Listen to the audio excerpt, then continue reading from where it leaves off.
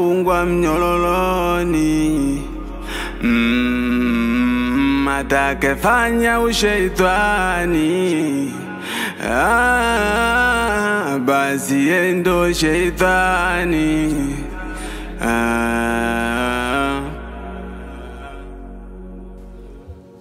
Alafu bro, kuna kitu kama hakiko sawa.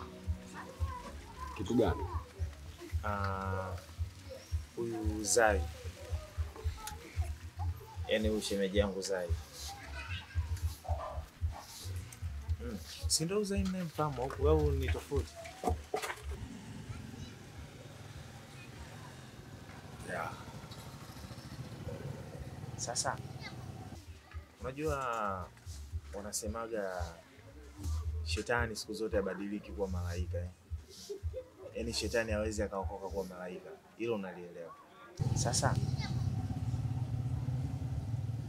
wewe unaona ipo kitaalamu kweli? Mimi naona ipo kitaalamu. Alafu nikwambie kitu Omi. Unajua kama binadamu anaishi kwa kubadilika. Mimi naamini ipo siku Zai atabadilika. Unajua nini? Yaani kabla ya wewe kumuoa hapo nyuma ni mwanamke ambaye ulikuwa na mahusiano naye. Si ndio? Yeah. Na ulimwacha kwa sababu hizo za kurukaruka. Kudandia hapa, kudandia hapa. Ndio sababu iliyofanya umwache. Sasa leo tena yaani ndo kuna namna hapa anakuwa na mashaka kidogo. Ni kweli, lakini natumaini wewe unamfahamu sana yule binti. Mimi mwenyewe namfahamu, lakini inawezekana yale yote ambayo yeye anafanya kuendana tuna njaa. Hali, wewe kuna kitu unahisi hapo bado hujanielewa. Huyu Zai huyu ndo yule ambaye alikuwa mpenzi wako wewe na mligombana mkaachana kwa sababu hizo tabia, na wewe ndo ulikuwa mtu wa kwanza kuja kuniambia mimi bwana shemeji yako mimi nashindwa tena kuendelea kuwa naye kwa sababu hizi na hizi na hizi na hizi. Yaani alishindwa kubadilika kipindi kile. Sasa hizi unaniambia atabadilika. Yaani kwa wewe unaamini ataweza kweli kufuata yale masharti ya Kiislamu kweli? Ataweza kufunga kweli? Uswali swala 5 ataweza? Atabadilika, naamini hilo, kwa sababu yeye ni binadamu. Na binadamu siku zote anabidi anaenda mbele na kurudi nyuma. Kwa hili imani yangu atabadilika na namlingania sana. Na mimi ipo siku atakuja kukaa sawa. Sawa. Sababu wewe ndo muoaji na ndo umeamua mimi tafanyaje sasa? Wangu mimi bwana basi sawa. Umeona? Yeah. Ila usinishauri swala la kuoa mimi hapo hapana. Utaoa ndugu yangu wakati kifikia. Utaoa. Basi sawa. Basi hivyo ndugu yangu haina shida. Mimi nitakuombea heri tu kwa sababu wewe ndo muamuzi wa mwisho na ndo kitu cha familia sawa. Ila mimi wasiwasi wangu ndo ulikuwa hapo. Kwa kama wewe mwenyewe umeona inawezekana akawa vizuri mwisho siku sio mbaya. Haina mali ndugu yangu. Basi sawa, ngoja mimi niwahi. Karibu Ramadhan, karibu Ramadhan, ya karibu ya Ramadhan, karibu Ramadhan, karibu Ramadhan, ya karibu ya Ramadhan, karibu Ramadhan, karibu Ramadhan, ya karibu ya Ramadhan, karibu Ramadhan, karibu Ramadhan, ya karibu ya Ramadhan, karibu mgeni mwema mtukufu Ramadhani, tumekupokea vyema kwa hubala moyoni, mambo ya kuvunja jungu katu haiwezekani, twendeni misikiti. Asante sana. Habari za hapo bwana? Safi.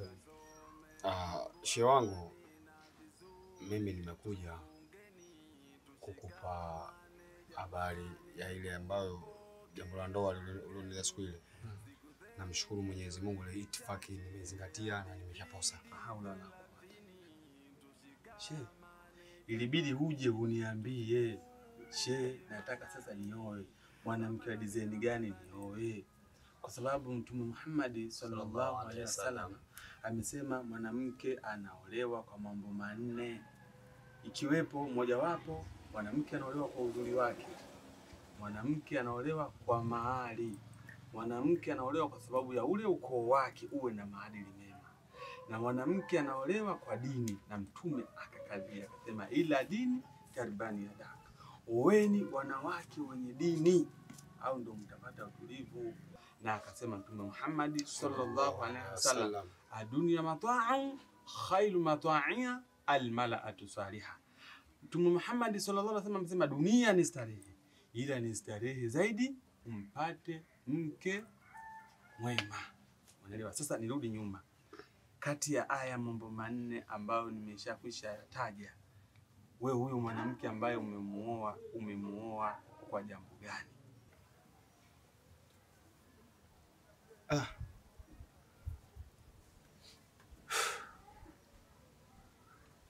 Yule bwana mimi nimemuoa, tumependana tu.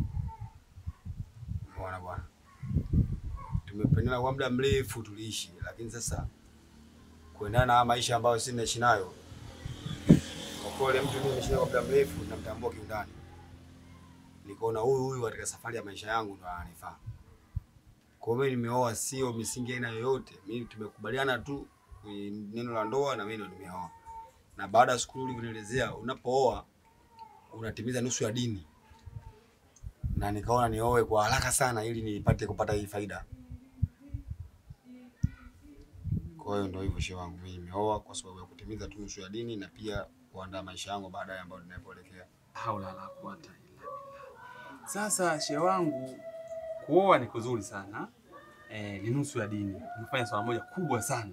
Ila sasa qala Allah Ta'ala, Allah anasema, innal ladhina amanu inna min azwajikum wa auladikum ad'a lakum fakasaluhum. Allah anasema, ewe nyinyi mlioamini, hakika baadhi ya wake zenu na watoto wenu ni maadui zenu, basi mjadili nao. Yani uadui aliozungumzia Allah subhanahu wa ta'ala jalla jalalu, sio uadui ambao wa kushikiana panga. Uadui aliozungumza Allah subhanahu wa ta'ala anakusudia kuwa siku nzito ambayo ya kiyama ndio utajua uadui wa mke na mume. Katika sura Yasin Allah subhanahu wa ta'ala anatuambia tutasema nini mwanadamu wakati tunatoka kwenye malalo yetu baada ya baragumu la pili kupulizwa sisi kutoka ndani ya makaburi yetu. Mwanadamu atasemaje?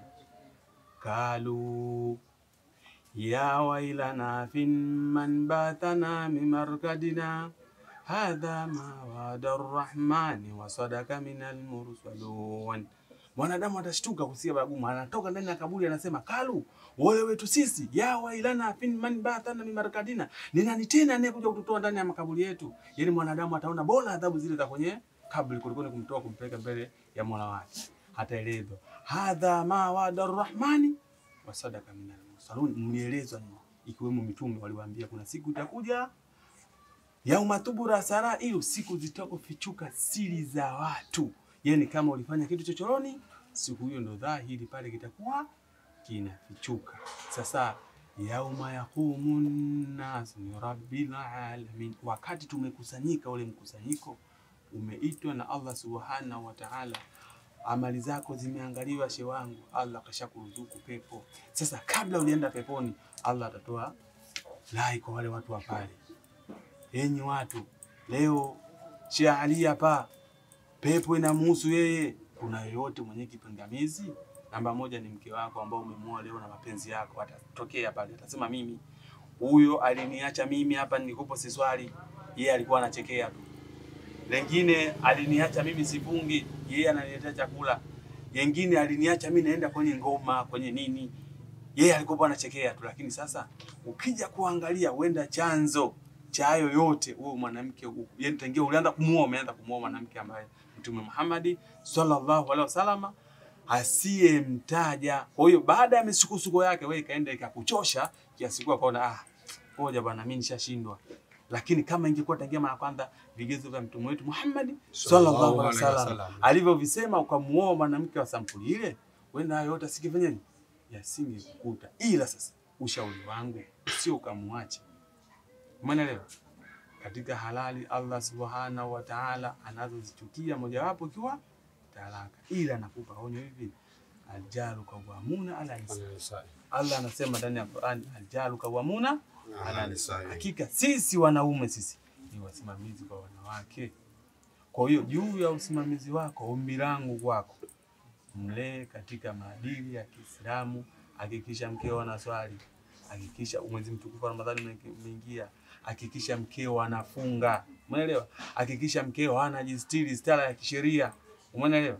Kwa hiyo ukishaona hayo anayafuata, wenda Allah subhanahu wa ta'ala akakujalia na kikubwa dua. Mtume Muhammad sallallahu alaihi wasallam anasema silaha ya muumini ni dua. Kwa hiyo muombe Allah subhanahu wa ta'ala kuwa Allah, mimi nimeoa, nimefanya kosa, sijafuata Mtume Muhammad sallallahu alaihi wasallam aliyosema, ila sasa na kuomba nia yangu haikuwa hivyo, nimeoa pasite kuwa na elimu, mbadilishe mke wangu apate maadili ya dini.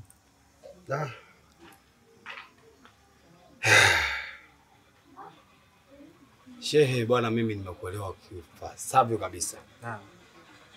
Nimekuelewa vizuri sana, kwa sababu hili jambo mimi bwana sina elimu nalo hata kidogo. Na nilipokuja kwa awamu ya awali ile, waliomba shehe wangu ili ukamilishe nusu ya dini kwanza uoe. Mimi nikafanya haraka sana kwa nipate nusu ya dini. Sikujua tena kama kumbe ndani yake kuna mambo mengine. Kwa hiyo tunakusudia siku yoyote na muda wote sitakuja hapa kunafuta elimu na tupate kumjua Mwenyezi Mungu anahitaji nini. Basi tunaambia tu Mwenyezi Mungu atufanye wepesi jua hili. Basi inshallah. Basi inshallah mimi bwana naelekea kutafuta mambo ya futari kwanza. Si unajua riziki yenyewe tena sasa hizi. Mambo ya taami. Mambo ya taami. Basi inshallah. Basi inshallah mimi nachi ngatafute mambo hayo. Kitachoendelea chochote kile. Mimi shehe wangu ndakuelekeza. Inshallah. Karibu sana. Sasa umefanya vizuri sana shehe. Bwana. Talbul ilmu faridatan ala kull muslimi wal muslimati. Talbul ilmu faridatan ala kull muslimi wal muslimati. Kutafuta elimu lazima, Mtume amesema mpaka China, inatulazimu kwa kina,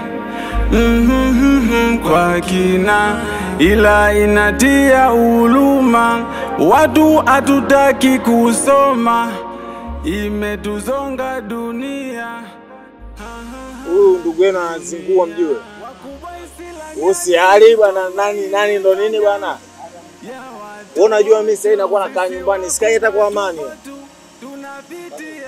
Yaani baada ya mambo yake ya kuoa hapo nishaanza kupigiwa kelele nyumbani. Oa. Sasa ndio ishakuwa nyimbo za kuoa. Mimi kajua unaongea issue gani? Kumbe kuoa. Si uoe? Wewe umeoa. Kifika muda nitaoa. Sasa mzazi wako sasa amekwambia uoe. Oa.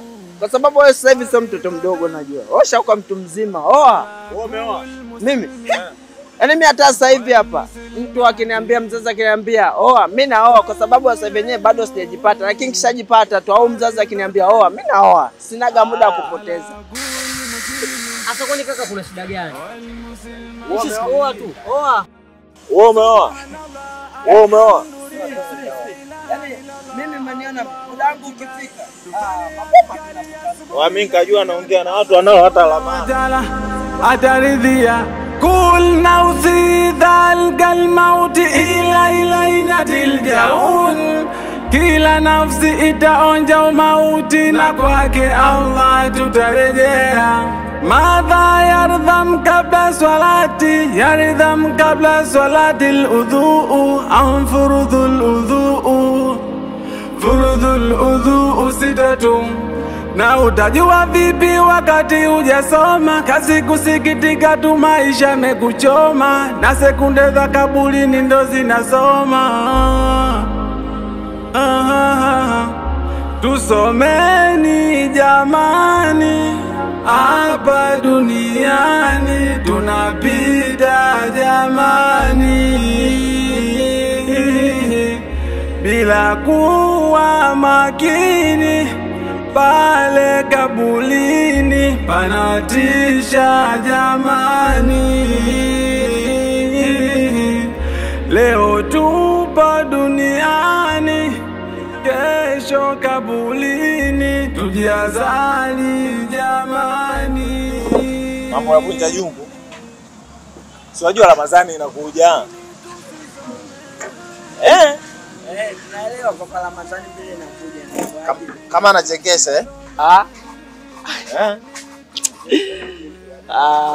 unajua kesho kuna muziki. Nakupata na kusikiliza. Sasa na mambo ya kwenda kulumbua, mambo ya kwenda kudambua. Ujioni wanangu, ifunja jungu wangu mnijadili kishenzi yani, au sikufiti Ramadhani. Funga mimi sifunge tumbo. Wewe bana, mimi sizungumzii mambo ya kuja vibaya, nazungumzia kesho kuna muziki. Kuna muziki, mambo ya kulumbua, mambo ya kudambua kesho. Wewe mkianza kufunga nani anaenda kwenye muziki hapa? Wewe mshikaji wewe. Wewe utaenda kwenye muziki wewe? Hapana, mimi mwenyewe najijua.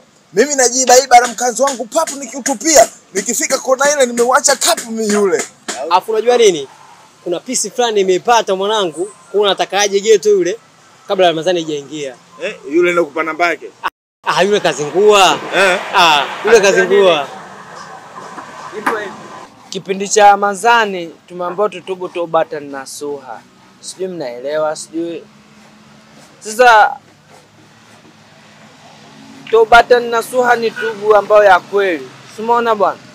Sasa nawezaje kukaribisha mwezi wa Ramadhani kama hivi? Sikiliza wewe. Wewe mwezi mzima una siku ngapi? Ukasema usile wake huyu. Mwezi mzima una siku ngapi? 30. Wewe siku 30 unatoboa. Siku 30. Ndio maana mimi nataka hiyo kesho hiyo napata chibonge wangu. Napata chibonge wangu pale. Mambo safi. Inafika Ramadhani tayari mimi mwepesi. Haipo hivyo ndugu zangu. Unajua maana ya kufunga? Kufunga maana yake ni kwamba unatubu toba ya kweli, ili mradi vile vitu usije ukafanyaje ukavirudia. Sasa nyinyi mnakaribisha mwezi kwa maasi. Haiswi. Shauri yako bwana. Wewe kivyako vyako. Huyu bwana na imani zake. Anatuletea usheshe wake. Karibu mgeni mwema, mtukufu Ramadhani, tumekupokea vyema kwa hubala moyoni, mambo ya kuvunja jungu katu haiwezekani. Twendeni misikitini tukasome Qur'ani, na vizuri tufungeni, tushikamane jamani kumpokea mgeni. Shehe bwana, mimi nilikwenda kufuata wewe. Mguu hapo unaona. Haya nilikuwa kufuata wewe. Kuna tatizo gani? Unajua mwezi mtukufu wa Ramadhani. Naam, kweli ndio tupo.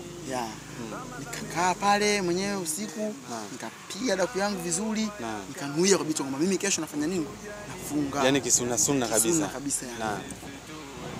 Sasa shehe, kama kazi yangu asubuhi, unajua harakati hizi. Naam. Kitu harakati yangu miangeko yangu. Fika muda fulani kama saa 4 tu. Njaa ikawa inaniuma. Nikajisahau kabisa kwamba mimi nafunga. Nikaingia mgawani, nikachukua chapati yangu mimi pamoja na chai na kunywa. La haula wala quwwata illa billah. Sasa kabla sijamaliza tu kunywa ile chai, ndio kukumbuka kwamba mimi nafunga. Nikaja nikajifikiria sasa pale tulipo makundi hapo mawili. Wengine wanasema bwana ushafungulia, endelea tu kunywa chai yako na chapati. Wengine wanasema acha bwana, unaendelea kufunga yako bado ipo, bado unaswaumu. Sasa nimekufuata wewe shehe. Wewe tu wenye elimu kidogo. Nilikuwa nataka kuniambia sasa hapo nifunge, niendelee somo yangu au ndo nishafungulia nikaendelea kumaliza chapati zangu. Kwa ufafanuzi wa hilo, hadithi imepokewa na Umar ibn Abi Talib kutoka kwa bwana Mtume Muhammad sallallahu alaihi wasallam. Qala Rasulullah sallallahu alaihi wasallam, Amesema mjumbe wa Mwenyezi Mungu, rehema za Mwenyezi Mungu zimshukie juu yake na amani. Kila amali binia, kila amali inatokana na nia. Lakini kwa vile ulifunga na uliweka nia ya kufunga, ila baada ya kusahau ukajishukia kuwa umekula, saumu yako inaendelea. Ila kama ingekuwa umekula kwa makusudi, basi ungekuwa mtihani. Ila sasa hii yote inatokana na mwezi uliopita, mwezi mtukufu wa Shaabani. Mwezi mtukufu wa Shaabani kuna sunna mule waga watu tunafunga, tumeamrishwa Waislamu tufunge. Lakini ingekuwa umefunga zile sunna za mwezi mtukufu wa Shaabani, haya singetokea kutokana umeustukiza. Ndio maana unaona umesahau umekula. Kwa hiyo mwakani, kwa ushauri wangu, ukiona mwezi wa Shaabani umefika tu, anza kufunga zile sunna. Inshallah. Kifunga zile sunna, hata Ramadhani hautosahau mambo yako. Somo yangu inaendelea. Inaendelea. Sheikh, asante sana kwa kunipa elimu. Asante na wewe. Kutafuta elimu lazima, Mtume amesema mpaka China, inatulazimu kwa kina,